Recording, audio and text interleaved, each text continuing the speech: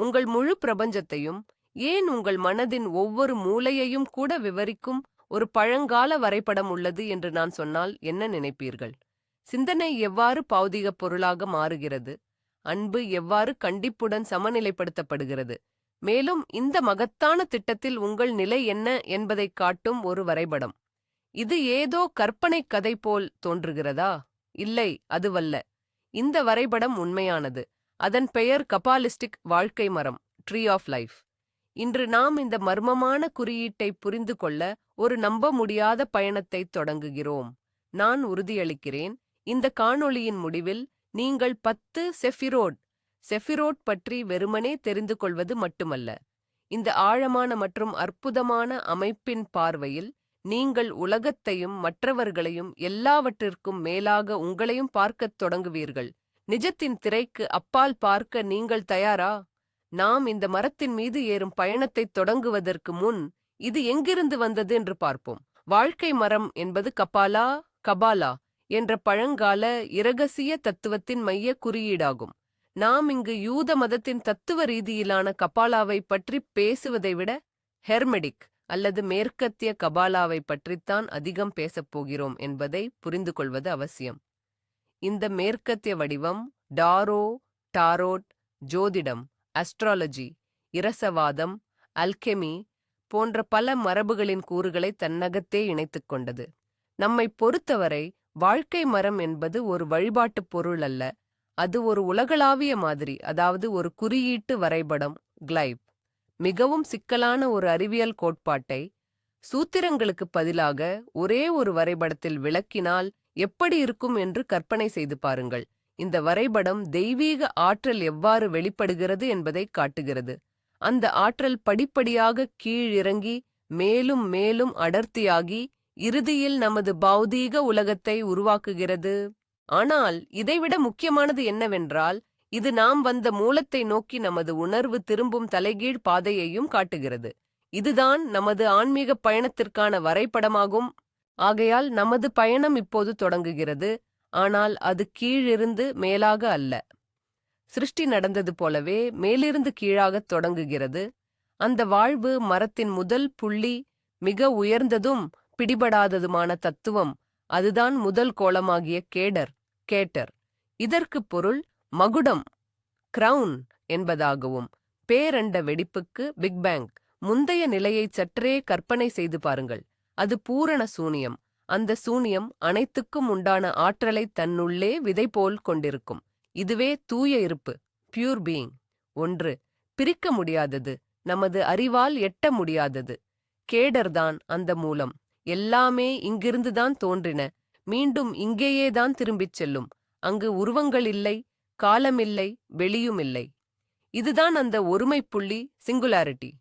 இந்த புள்ளியிலிருந்துதான் முழு பிரபஞ்சமும் விதையிலிருந்து மரமாய் முளைக்கும். வாழ்வு மரத்தில் அது உச்சியின் மேல் பிரகாசிக்கும் ஒரு ஒளிப்புள்ளியாக குறிக்கப்படுகிறது.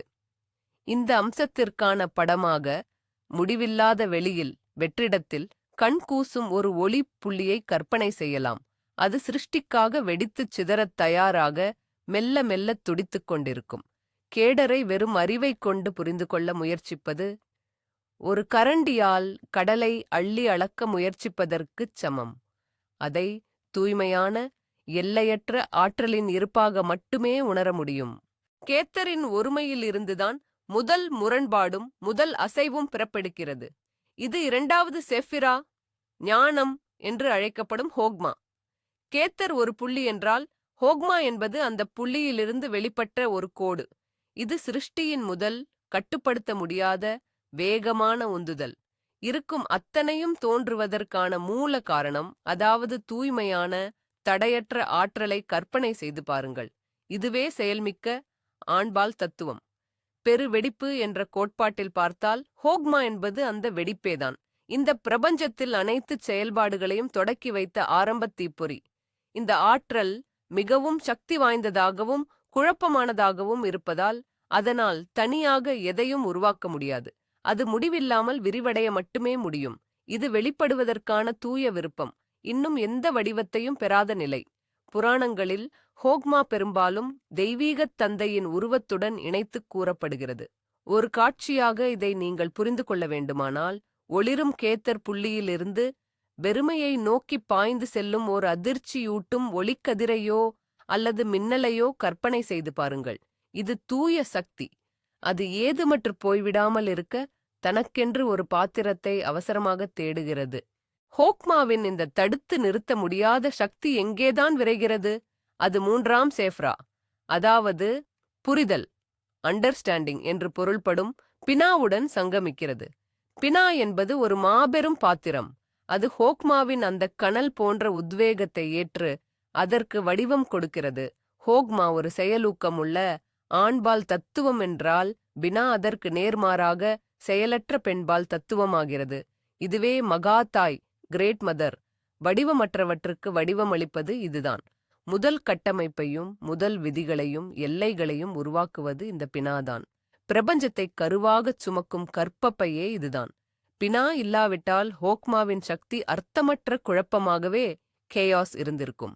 இதுதான் காலம், வெளி, ஸ்பேஸ் மற்றும் காரணியம், காசாலிட்டி போன்ற கருத்துக்களை அறிமுகப்படுத்துகிறது. இது முரண்பாடாகத் தோன்றலாம், ஆனால் இந்த கட்டுப்பாடுகள்தான் வெளிப்பாட்டை உருவாக்குகின்றன. சற்று யோசித்துப் பாருங்கள். ஒரு ஓவியம் வரைய வேண்டுமானால் உங்கள் எல்லையை நிர்ணயிக்கும் ஒரு கேன்வஸ் உங்களுக்கு தேவை.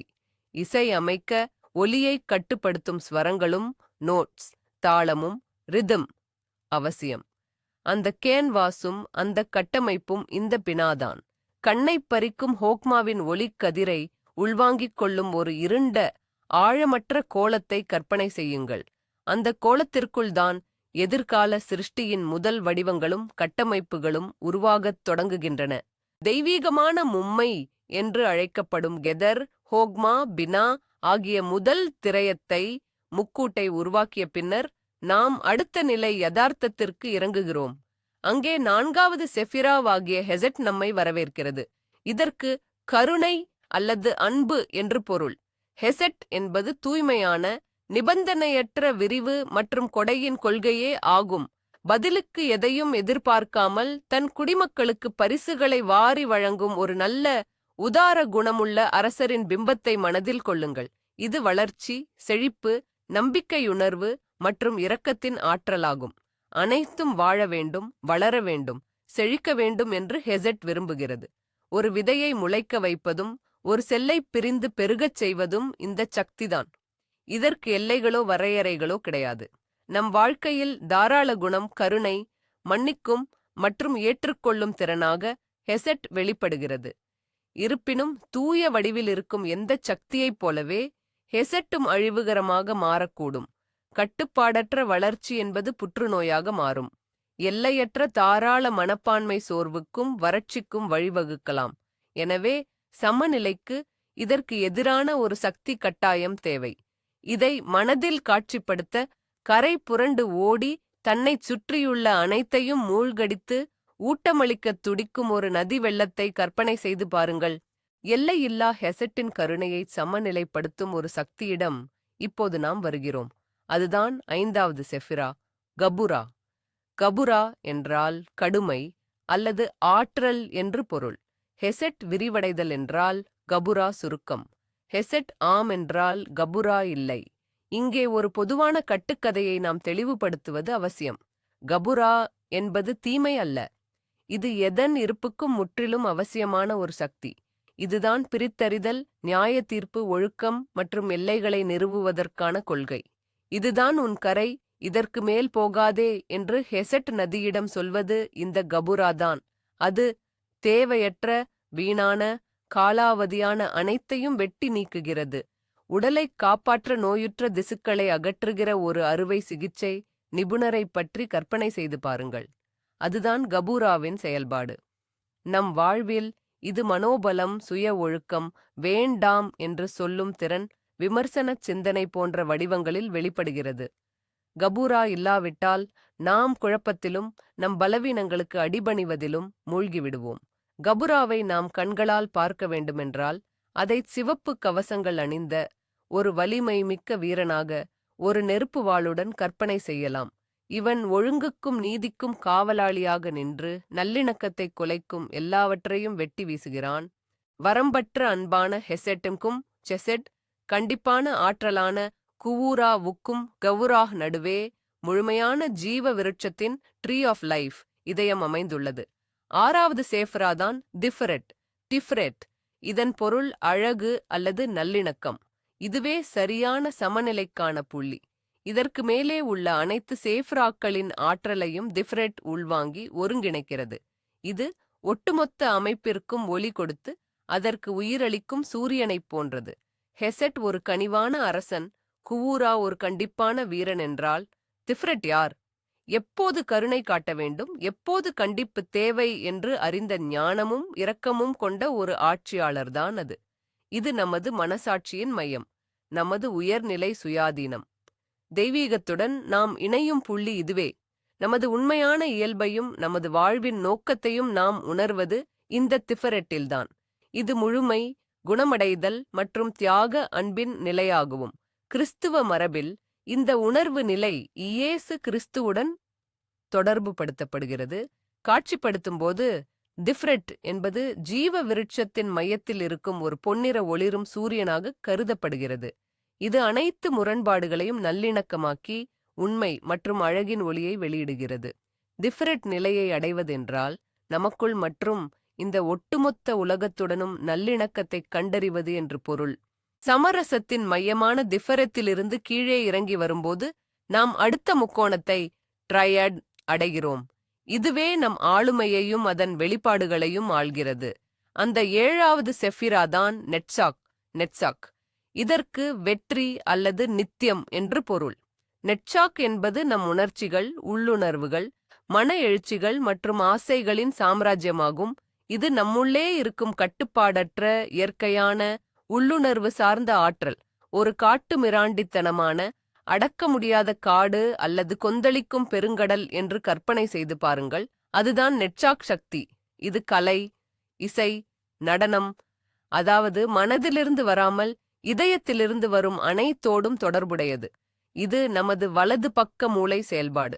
நெட்சாக் என்பது கலைஞனை இயக்கும் பேரார்வம், கவிஞரின் உத்வேகம், ஒரு போர்க்குணம் கொண்டவரின் பர்சர்க்கர் ஆவேச கோபம். இது அன்பு மற்றும் வெறுப்பின் தூய்மையான மிருகத்தனமான வெளிப்பாடான சக்தி. இதில் தர்க்கமில்லை, தூய உணர்ச்சி மட்டுமே உள்ளது. நெட்சாக் இல்லை என்றால் வாழ்க்கை சாம்பல் நிறமாகவும் உயிரற்றதாகவும் நிறங்களையும் ஆர்வத்தையும் இழந்ததாகவும் இருக்கும். இருப்பினும் கட்டுப்பாடின்றி விடப்பட்டால் இந்த சக்தி குழப்பத்திற்கும் அழிவுக்கும் வழிவகுக்கும். நெட்சாக்கை நீங்கள் பரவசமான நடனத்தில் சுழலும் அழகான ஆனால் காட்டுத்தனமான நடனக் கலைஞராக அல்லது இயற்கை சக்திகளின் ஆக்ரோஷமான வெளிப்பாடாக காட்சிப்படுத்தலாம். நெட்சாக் உணர்வுகளின் களமாக இருக்குமானால் அதற்கு இணையானதும் அதன் சமநிலையுமாக விளங்குவதுதான் 8வது செஃபிராவான ஹோட், எஜோடி. இந்த ஹோட் என்ற சொல்லுக்கு புகழ் அல்லது பெருமை என்று அர்த்தம். ஹோட் என்பது தூய்மையான அறிவு, தர்க்கம், பகுத்தறிவு மற்றும் தகவல் தொடர்புக்கான களம்.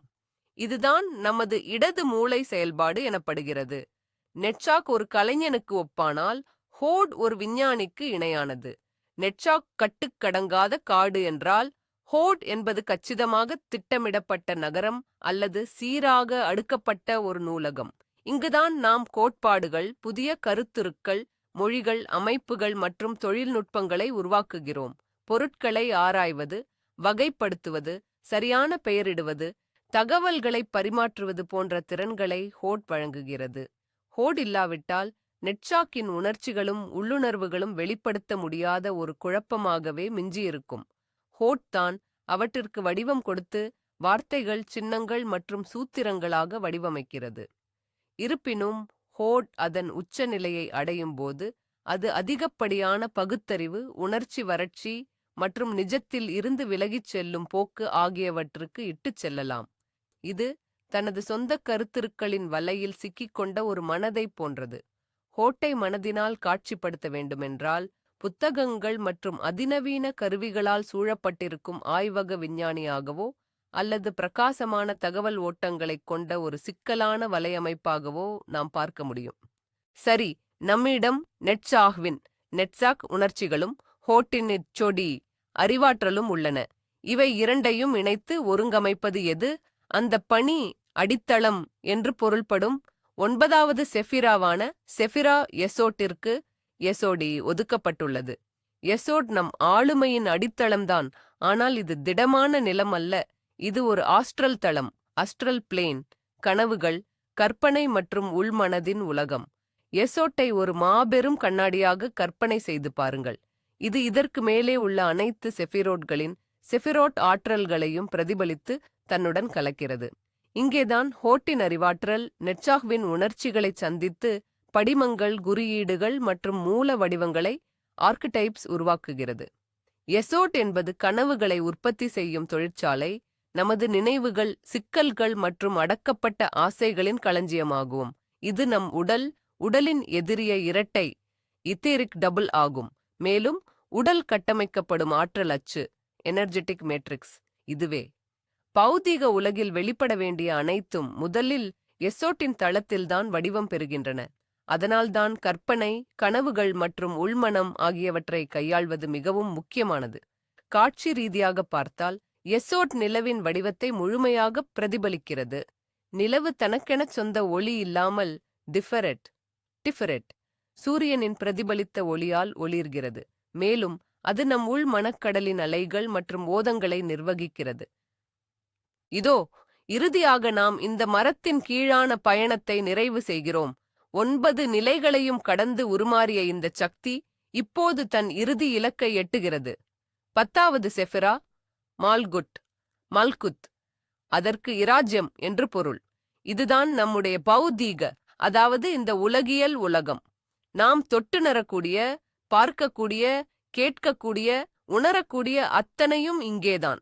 இதுதான் ஒட்டுமொத்த படைப்புச் செயல்பாட்டின் உச்சம். மற்ற செஃபிராக்களின் ஆற்றலை உள்வாங்கிக் கொண்டு வெளிப்பட்ட யதார்த்தத்தை இது பிறப்பிப்பதால் மால்குட் பெரும்பாலும் மணமகள் அல்லது மகள் என்று அழைக்கப்படுகிறது. ஆனால் மால்குட் என்பது மோசமான் அல்லது தாழ்ந்த இடம் அல்ல என்பதை புரிந்து கொள்வது அவசியம். இதுதான் வாழ்க்கையின் நாடகங்கள் அரங்கேறும் மேடை, ஆவி அல்லது ஆன்மா.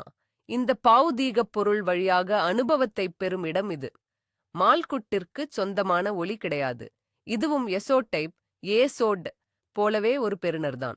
ஆனால் எசோட் என்பது பிம்பங்களின் உலகம் என்றால் மால்குட் உருவங்களின் உலகம், வேர்ல்ட் ஆஃப் ஃபார்ம்ஸ்.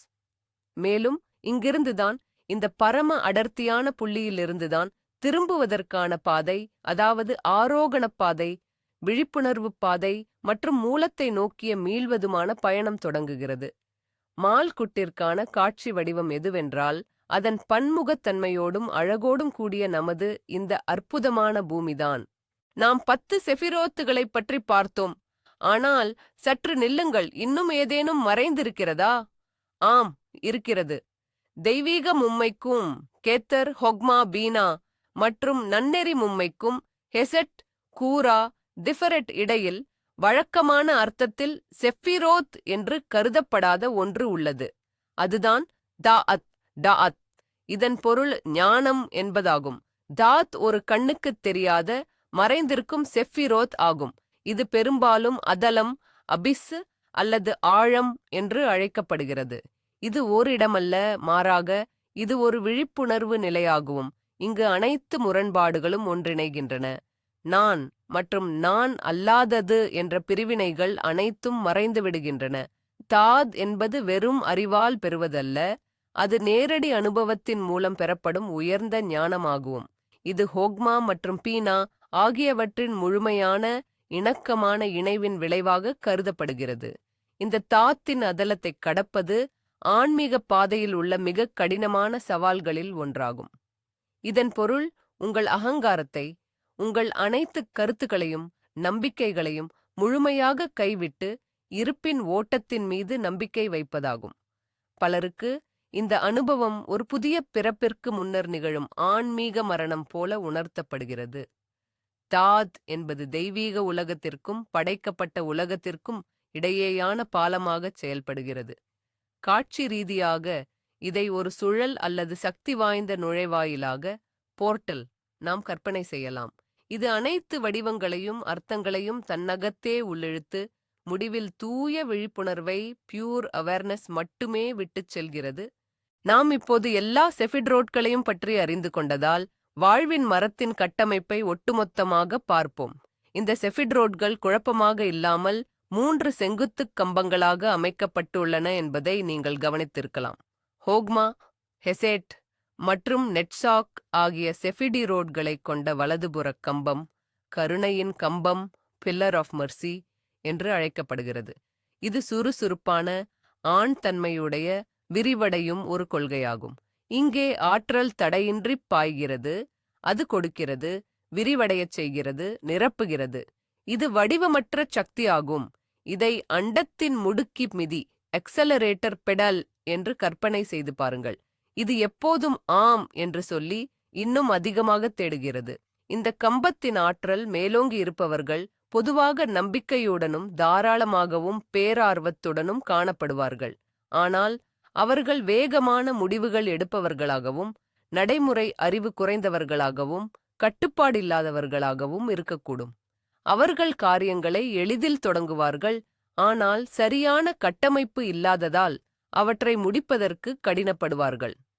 காட்சிப்படுத்துவதற்காக இந்த கம்பத்தை ஒளியும் வெளியை நோக்கிச் செல்லும் ஆற்றலும் நிறைந்த ஒரு பிரகாசமான வெள்ளை கம்பமாக நாம் நினைத்து கொள்ளலாம். தயாவுத் தூணுக்கு பில்லர் ஆஃப் மர்சி மாறாக இடது தூண் லெஃப்ட் பில்லர் என்று ஒன்று உள்ளது. இது பினா, கெவூரா, கெவுரா, ஹோட், ஹாடா ஆகிய செஃபெரோட்களை உள்ளடக்கியதுடன் கட்டுப்பாட்டு தூண் பில்லர் ஆஃப் ஸ்ட்ரிக்ட்னஸ் என்றும் அழைக்கப்படுகிறது. இது ஒரு செயலற்ற பெண்மை தத்துவம் கொண்ட தடுத்து நிறுத்தும் மற்றும் வடிவப்படுத்தும் தத்துவமாகும். இங்கு ஆற்றலானது உள்வாங்கப்பட்டு வரையறுக்கப்பட்டு ஒழுங்கமைக்கப்படுகிறது. இதை பலமில்லாத வடிவம் என்று சொல்லலாம். வலது தூண் முடுக்கி எக்ஸலரேட்டர் என்றால் இடது தூண் நிறுத்தியும் பிரேக் திசை திருப்பும் சக்கரமும் ஸ்டீரிங் வீல் ஆகும். இது வேண்டாம் என்று கூறுகிறது. மேலும் இதுவே சட்டங்களையும் எல்லைகளையும் வகுத்து நிலைநிறுத்துகிறது. இன்னும் ஒரு முக்கியமான கருத்தை போக்க வேண்டும். கட்டுப்பாடு அல்லது கண்டிப்பு என்பது தீமை அல்ல. இந்த தூண் இல்லாமல் பிரபஞ்சமே ஒரு குழப்பமான கட்டுப்பாடற்ற சக்தி வெடிப்பாகத்தான் இருந்திருக்கும். சிருஷ்டி நிலைத்திருக்க அனுமதிப்பதே இதுதான். இந்த ஆற்றல் மேலோங்கியவர்கள் பொதுவாக பகுத்தறிவு உடையவர்கள், ஒழுக்கம் மிக்கவர்கள், ஆழ்ந்த பகுப்பாய்வு திறன் கொண்டவர்கள். ஆனால் இவர்கள் அளவுக்கு அதிகமாக குற்றம் காண்பவர்களாகவும் கிரிட்டிக்கல் நிராசாவாதிகளாகவும் உணர்ச்சி ரீதியில் குளிர்ந்தவர்களாகவும் தங்களை தாங்களே கட்டுப்படுத்திக் கொள்பவர்களாகவும் இருக்கலாம். இவர்களுக்கு உயிர் ஆற்றலும் தன்னிச்சையான உணர்வுகளும் ஸ்பான்டனைட்டி குறைவாக இருக்கலாம். இந்த தூணை நாம் பார்வைக்கு ஒளியை உறிஞ்சி அனைத்துக்கும் தெளிவான வடிவத்தை வழங்கும் ஒரு கம்பீரமான கருப்புத் தூணாக கற்பனை செய்யலாம். வழக்கம்போல் உண்மை எப்போதும் நடுவில்தான் இருக்கிறது. கருணைத் தூண் வலது மற்றும் கண்டிப்புத் தூண் இடது ஆகியவற்றுக்கு நடுவில் இந்த நடுத்தூண் பரவியுள்ளது. இது கெட்டர், திஃபரெட், எசோட் மற்றும் மல்குத், சில சமயங்களில் தாத் ஆகிய செஃபீரோத்துகளை உள்ளடக்கியது. இதுவே சமநிலை மற்றும் விழிப்புணர்வுக்கான தூணாகும். இதுவே நல்லிணக்கத்தின் பாதை. இது வலது மற்றும் இடது தூண்களின் தீவிர எல்லைகளை ஒருங்கிணைத்து சமப்படுத்துகிறது. இது ஜீவ விருட்சத்தின் மைய அச்சு அல்லது முதுகெலும்பு ஆகும். மேலும் இதுவே ஆன்மீக உயர்வுக்கு இட்டுச் செல்லும் நேரடியான பாதையாகும். நடுத்தூணில் பயணித்தல் என்றால் வரம்பற்ற விரிவாக்கம் அல்லது கடுமையான கட்டுப்பாடு ஆகிய தீவிரங்களுக்குச் செல்லாமல் அவற்றுக்கிடையில் சரியான சமநிலையை அடைவது. இது விழிப்புணர்வின் பாதை. நீங்கள் வெறும் தூண்டுதல்கள், வலது தூண் அல்லது கருத்துக்களின் இடது தூண் அடிப்படையில் செயல்படாமல் உங்கள் உண்மையான சாராம்சத்தின் மையப்புள்ளியான திஃபெரெட் வழியாக செயலாற்றுகிறீர்கள். இது முழுமை அல்லது ஒருமைப்பாட்டை அடைவதற்கான வழியாகவும். காட்சி ரீதியாக நடுத்தூணை பொன்னிறமான அல்லது வானவில்லின் வண்ணங்களைக் கொண்ட ஒரு தூணாக பார்க்கலாம். இதுவே மொத்த படைப்பின் மைய அச்சாகச் செயல்பட்டு மிக உயர்ந்ததை மிகத் தாழ்ந்ததோடும் ஆன்மாவை பருப்பொருளோடும் இணைக்கிறது. ஜீவ விருட்சத்தின் அமைப்பை நாம் ஆராயும் போது அது ஒன்றல்ல, மாறாக ஒன்றுக்கொன்று ஊடுருவி ஒரே நேரத்தில் இயங்கும் 4 உலகங்களை விவரிக்கிறது என்பதை அறிந்து இன்னும் ஆழமாக புரிகிறது. மிக உயர்ந்த, மிகவும் நுட்பமான மற்றும் மூலத்திற்கு மிக அருகில் உள்ள உலகம் ஆட்சிலுட் ஆகும். இது மூலப்படிவங்களின் உலகம் அல்லது வெளிப்பாடுகளின் உலகம் என அழைக்கப்படுகிறது. இந்த உலகம் முதல் 3 செஃபிரோட்களான கெதர், ஹோக்மா மற்றும் பினா ஆகியவருக்கு இணையாக நிற்கிறது. சில அமைப்புகளில் இது முதல் செஃபிராட் ஆன கெதருடன் மட்டுமே தொடர்பு படுத்தப்பட்டாலும் கூட இது தூய எண்ணங்களின் உலகம், தெய்வீக திட்டத்தின் உலகம். இங்கு அனைத்தும் தூய சாத்தியக்கூறுகளாக மட்டுமே இருக்கின்றன. இது ஒரு கலைஞனின் மேதையான சிந்தனைக்கு ஒப்பானது. ஒரு ஓவியமாகவோ ஒரு எஸ்கிஸாகவோ கூட அது இன்னும் உருவெடுக்கவில்லை. இங்கே வடிவங்கள் இல்லை. மன உறுதியின் தூய அக்னி குணமுள்ள உந்துதல்கள் மட்டுமே உள்ளன. இந்த உலகத்தின் பூதக்கூறு நெருப்பு. தூய கண்கூசும் பிரகாசமுள்ள தெய்வீகச் சுடராலான ஒரு ஜீவ விருட்சத்தை கற்பனை செய்து பாருங்கள். அதுதான் ஆப்சல்யூட் உலகம். நானும் தம் இறைவனும் ஒன்றுதான் என்ற நிலையே அந்த உலகம். அடர்த்தியின் ஒரு படிநிலை கீழே இறங்கும்போது நாம் படைப்பின் உலகமான பிரியா உலகத்தை, பிரயஹ் த வேர்ல்ட் ஆஃப் கிரியேஷன் அடைகிறோம். இந்த உலகம் ஹெசெட், கூரா மற்றும் டிஃபரெட் ஆகிய 3 செஃபிரோட்டுகளுடன் ஒத்திசைவாக உள்ளது. இங்கே அட்சிலுத் உலகத்தின் மூலக் கருத்தாக்கங்கள் தங்கள் முதல் மிக நுட்பமான வடிவத்தைப் பெறத் தொடங்குகின்றன. இது மாபெரும் தேவதூதர்கள், தூய அறிவு மற்றும் சர்வ சாதாரண விதிகளின் உலகம். அட்சிலுத் ஒரு கலைஞரின் சிந்தனை என்றால் பிரியா என்பது அதன் முதல் வரைவு. மொத்த அமைப்பும் நோக்கமும் தெளிவாகத் தெரியும் ஒரு கோட்டோவியமாகும். இங்கு ஏகமனதான விருப்பம், யூனிஃபைட் வில், குறிப்பிட்ட படைப்புத் தத்துவங்களாக பிரிக்கப்படுகிறது. இந்த உலகத்தின் மூலகம் காற்று. மேகங்களால் பின்னப்பட்ட இலகுவான, வெளிப்படையான, அறிவுபூர்வமான ஒரு வாழ்வின் மரத்தை கற்பனை செய்து பாருங்கள். இது மகத்தான கோட்பாடுகளின் உலகம். இங்கேதான் பௌதிக மற்றும் அதீத பௌதிக விதிகள் பிறக்கின்றன. இது உணர்ச்சித் தாக்கமில்லாத தூய புரிதலின் உலகம். தொடர்ந்து நமது ஆழமான பயணத்தில் நாம் எட்சிஃபரா உலகிற்குள் நுழைகிறோம். இது வடிவமைப்பு உலகம், வேர்ல்ட் ஆஃப் ஃபார்மேஷன் எனப்படுகிறது. இது நெட்சாக், ஹூட் மற்றும் எசோத் ஆகிய செஃபிராக்களுக்கு இணையாக இருக்கிறது. இங்குதான் பிரியா உலகின் அருவக் கருத்துக்கள், உயிர், உணர்ச்சிகள் மற்றும் பிம்பங்களால் நிரப்பப்பட்டு செயல் வடிவம் பெறத் தொடங்குகின்றன. இதுவே சூக்கும உலகம், ஆஸ்ட்ரல் வேர்ல்ட், தேவதூதர்களின் அடுக்குகள் கொண்ட உலகம், நம் புலன்கள் மற்றும் கற்பனையின் இருப்பிடம். பிரியா ஒரு கோடிட்ட ஓவியம் என்றால், எட்சிஃப்ரா என்பது ஏற்கனவே வண்ணமிகு பூச்சுடன் வரையப்பட்ட முழுமையான ஓவியம். ஆனால் அது இன்னும் சட்டமிடப்படாதது. இது சரீர வடிவம் பெறாத வடிவங்களின் உலகம். இங்குதான் நமது கனவுகள், பயங்கள், நம்பிக்கைகள் மற்றும் ஆழ்ந்த விருப்பங்கள் வசிக்கின்றன. இந்த உலகின் பூத சக்தி நீராகும். இது அதன் பாயும், மாறும் மற்றும் உணர்ச்சிமிக்க இயல்பை மிகச் சரியாக பிரதிபலிக்கிறது. வாழ்வின் மரமானது வடிவங்கள் தொடர்ந்து மாறி ஒன்றிலிருந்து மற்றொன்றுக்குள் பாய்ந்து செல்லும் மின்னிப் பாயும் நீரோட்டங்களால் ஆனது என்று கற்பனை செய்து பாருங்கள். இது ஆன்மாவின் உலகம், அகநிலை அனுபவங்களின் களம். இதுதான் அந்த 4 உலகங்களில் இறுதியாகவும் மிக அடர்த்தியாகவும் வெளிப்படையாகவும் இருப்பது அசியா எனப்படும் செயல் உலகம் அல்லது பௌதீக பொருள் உலகமாகும். இது மால்குத் மால்குட் என்ற ஒரே ஒரு செஃபராவை முழுமையாக ஒத்துள்ளது. இதற்கு முந்தைய 3 உலகங்கள் வழியாக வந்த அனைத்தும் இங்கேதான் அதன் இறுதி உடல் ரீதியான உருவத்தை பெறுகிறது.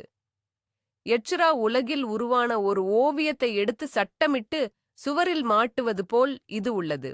நம்முடைய ஐம்புலன்களால் நாம் உணர்ந்து அறியும் உலகம் இதுவே. இங்குதான் கருத்துக்களும் உணர்வுகளும் குறிப்பிட்ட செயல்களாகவும் பொருட்களாகவும் மாறுகின்றன. இந்த உலகின் அடிப்படை தனிமம், எலிமெண்ட், நிலம், மண் ஆகும். வாழ்வின் மரம் கல்லால் செதுக்கப்பட்ட அல்லது மண்ணில் வேரூன்றிய உறுதியான நிலைத்தன்மை கொண்ட பௌதீக வடிவமாக இருப்பதை கற்பனை செய்து பாருங்கள். இந்த 4 உலகங்களும் ஒரே நேரத்தில் இயங்கிக் கொண்டிருக்கின்றன என்பதை புரிந்து கொள்வது மிக முக்கியம்.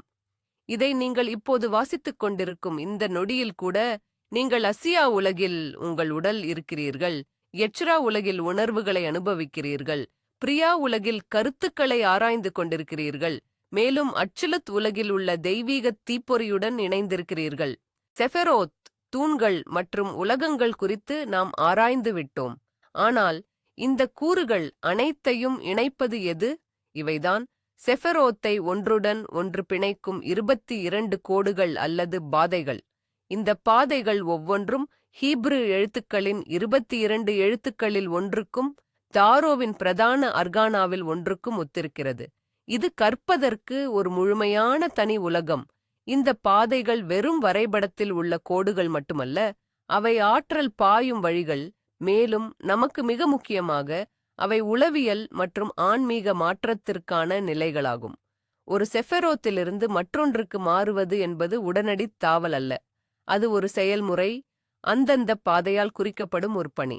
உதாரணமாக, மல்குத் பௌதிக உலகம் என்பதிலிருந்து ஏசோதுக்கு உணர்வற்ற நிலை செல்லும் பாதை, தாரோவின் உலகம் த வேர்ல்ட் அர்கானாவுக்கு ஒத்திருக்கிறது.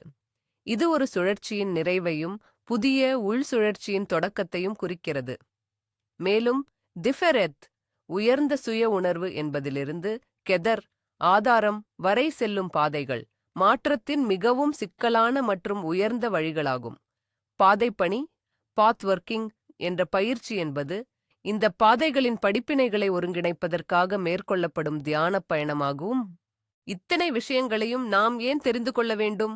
இந்த சிக்கலான நுட்பமான அமைப்பை நிஜ வாழ்க்கையில் எப்படி பயன்படுத்துவது? ஜீவ விருட்சம் ட்ரீ ஆஃப் லைஃப் என்பது எல்லாவற்றிற்கும் மேலாக ஒரு கண்டறியும் கருவி, டயக்னஸ்டிக் டூல் ஆகும். இதை ஒரு வரைபடமாக எடுத்து உங்கள் தனிப்பட்ட வாழ்க்கையிலோ அல்லது ஏதேனும் ஒரு சூழ்நிலையிலோ பொருத்திப் பார்த்தால் எங்கு சமநிலை இல்லை என்பதை நீங்கள் அறிந்து கொள்ளலாம். உதாரணமாக, உங்களுக்கு நிறைய யோசனைகளும் ஆர்வமும் நெட்சாக் இருக்கின்றன. ஆனால் எதையுமே முடிக்க முடிவதில்லை என்றால், உங்களுக்கு கட்டமைப்பு மற்றும் ஒழுக்கத்தை தரும் ஹோட் ஸ்டோட் என்ற செஃப்ராவின் ஆற்றல் குறைவாக இருக்கலாம். அல்லது நீங்கள் உங்களுக்கும் பிறருக்கும் எதிராக மிகவும் கண்டிப்புடன் இருக்கிறீர்கள், எல்லாவற்றையும் விமர்சித்துக் கொண்டே இருக்கிறீர்கள். குரா கெவுரா என்றால் நீங்கள் கருணையும் ஏற்றுக்கொள்ளும் மனப்பான்மையையும் அளிக்கும் ஹெசெட் ஷீசேட் சக்தியை வளர்த்து கொள்ள வேண்டியிருக்கலாம். இந்த ஜீவ விருட்சத்தை தியானத்திற்கான ஒரு அடித்தளமாகவும் பயன்படுத்தலாம்.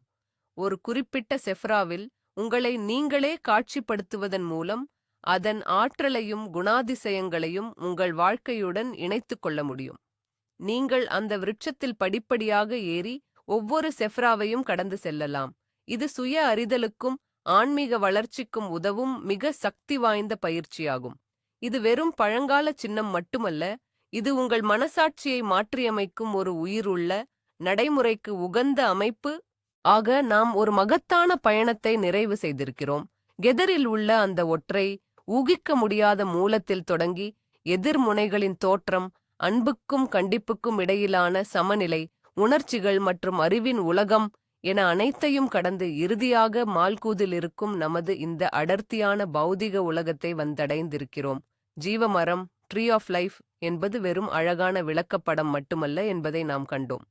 இது பிரபஞ்சத்தை படைப்பதிலிருந்து ஒரு கப் தேநீர் போடுவது வரை எல்லாவற்றையும் விவரிக்கக்கூடிய உண்மையின் ஒரு பின்ன வடிவ வரைபடமாகும்.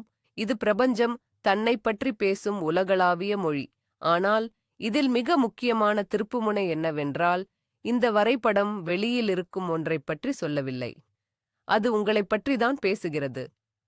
ஒவ்வொரு செஃபிராவும் ஒவ்வொரு பாதையும் உங்கள் சொந்த உணர்வின் அம்சங்கள். ஜீவ மரத்தை புரிந்து கொள்வதன் மூலம் நீங்கள் உங்களை புரிந்து கொள்கிறீர்கள். இது அதன் முழு மகத்துவத்துடனும் சிக்கலுடனும் உங்கள் ஆன்மாவை பிரதிபலிக்கும் ஒரு கண்ணாடி. என்னுடனான இந்த பயணத்தில் வந்ததற்கு நன்றி. இந்த காணொளி உங்களுக்கு புதிய ஒன்றை திறந்தாலோ அல்லது சிந்திக்கத் தூண்டினாலோ தயவு செய்து லைக் செய்து சேனலை சப்ஸ்கிரைப் செய்யுங்கள். அப்போதுதான் நாம் இணைந்து மேலும் நமது ஆராய்ச்சிகளை தொடர முடியும். இப்போது உங்களுக்கான கேள்வி: இந்த செஃபிராக்களில் எது இப்போது உங்களை அதிகம் ஈர்த்தது? இந்த சக்திகளில் எதில் உங்களையும் அல்லது உங்கள் தற்போதைய வாழ்க்கை சூழ்நிலையையும் நீங்கள் அடையாளம் கண்டீர்கள்?